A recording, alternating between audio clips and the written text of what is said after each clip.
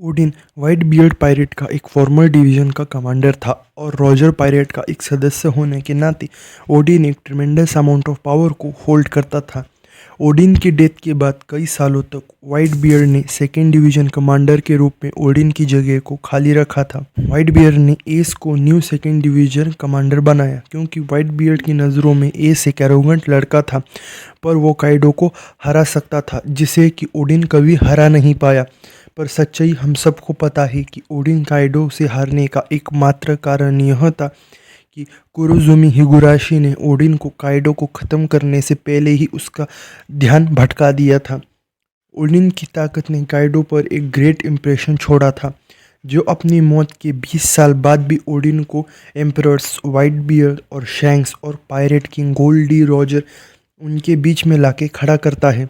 और उसके combat style कम उम्र में ही देखे जा सकते थे जब वो पावरफुल समुराई और याकुजा के साथ बड़े पैमाने पर लड़ाई और झगड़े में पड़ता था।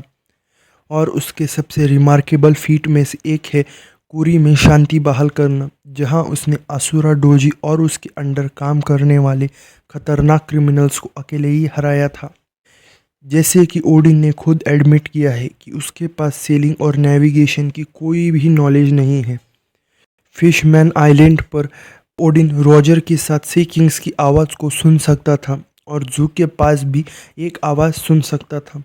कोजुकी परिवार के सदस्य के रूप में ओडिन को अपने पिता से पॉनेग्लिफ को पढ़ने और उनसे जुड़ी एंशिएंट स्क्रिप्ट को लिखने का नॉलेज और स्किल विरासत में मिला था।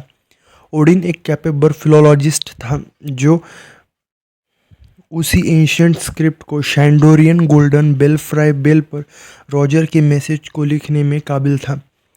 साथ ही रॉजर पायरेट द्वारा पाए गए सभी पॉनेग्लिफ को समझ सकता था, स्पेशली रोड पॉनेग्लिफ को, जो लाफ्टेल तक पहुंचने में रॉजर पायरेट की सक्सेस के लिए एक महत्वपूर्ण भूमिका निभाई है। ओडिन के पास बचपन में ही इमेंस फिजिकल स्ट्रेंथ थी। इस दौरान उसने 4 साल की उम्र में उसने एक भालू पर पत्थर फेंक के उसे ख़त्म कर दिया। ओडिन बेहद फुर्तीला और तेज़ था कि बड़े होने तक वो कुछ ही समय में वानो कंट्री के अलग अलग रीजन्स में ट्रैवल कर सकता था और एक ह्यूज पुल को पार कर सकता था, जिस पुल को पार करने के लिए लूफी, लॉ और किड को क्रू के सब लोग डर रहे थे। ओडिन के पास इमेंस स्टैमिना है, ड्यूरेबिलिटी और इंड्योरेंस है क्योंकि वो क्रिमिनल्स के खिलाफ लड़ने में कैपेबल है। और कुरी के रोनिन ने असुरा डोजी के नेतृत्व में पूरी रात अकेले ही ओडिन के खिलाफ फाइट की थी। उसके बॉडी पर तीर जैसे कई घाव थे, फिर भी वो उस फाइट का विजेता था। व्हाइट बियर्ड के साथ हुई लड़ाई में ओडिन ने व्हाइट बियर्ड से सीधे चेहरे पर एक क्वैक पंच लिया और उसके बाद भी वो ठीक था।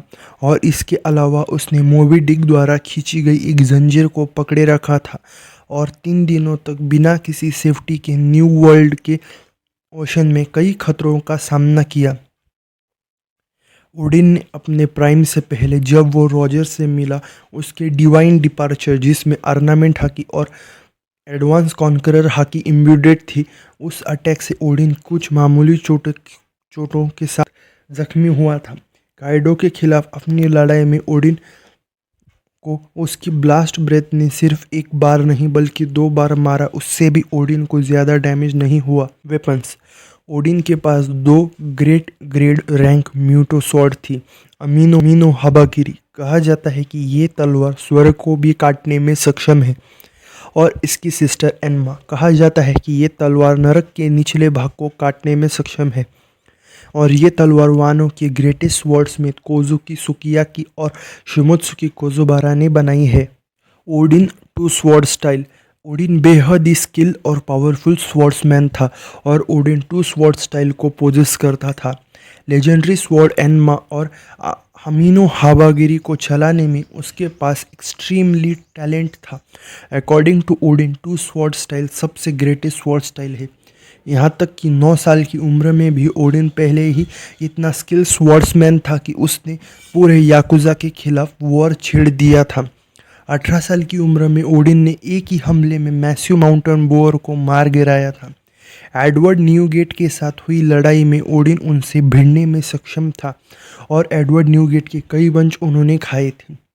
व्हाइट बियर्ड के साथ अपने एडवेंचर के समय ओडिन ने एक बार एक बड़े से जहाज को बीच में से काटा था। काइडो के साथ हुई लड़ाई में ओडिन ने काइडो को स्कार दिया था जो आज तक पहले किसी ने नहीं दिया था। ओडिन की डेथ के 20 साल बाद भी काइडो ने अभी तक उसे एक स्ट्रॉन्गेस्ट समुराई कहा है। ओडिन की बराबरी करने के करीब पहुंचने वाला सबसे करीबी व्यक्ति है ज़ोरो, जिसने सीरियस इंजरीज होने के बावजूद अपनी सबसे स्ट्रॉन्ग टेक्निक का यूज़ करके ह्यूमन बीस्ट फॉर्म से काइडो को दूसरा निशान देने में वो कामयाब रहा। अगर आपको हमारा ये वीडियो पसंद आया है तो हमारे चैनल को लाइक और सब्सक्राइब करें। ऐसे ही अमेजिंग कंटेंट के लिए हमें फॉलो करें। धन्यवाद।